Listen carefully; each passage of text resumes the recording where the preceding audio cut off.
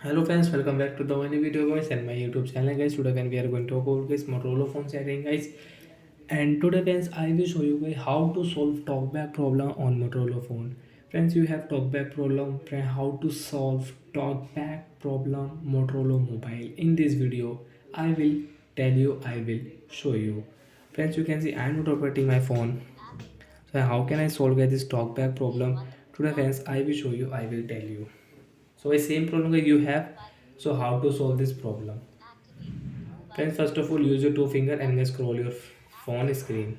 As you can see two finger guys, we can use our Motorola phone guys. So with one finger guys you cannot scroll. Friends, you can see. So two finger guys we will scroll it. Friends, click on one tap on setting. When don't click here two tap. And friends, you can scroll it. So a double tap on setting guys. With one finger guys double tap on setting guys.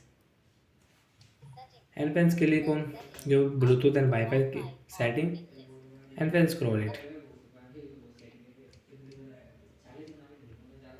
And friends, you can see intelligent assistant setting. I one tap here and friends double tap here.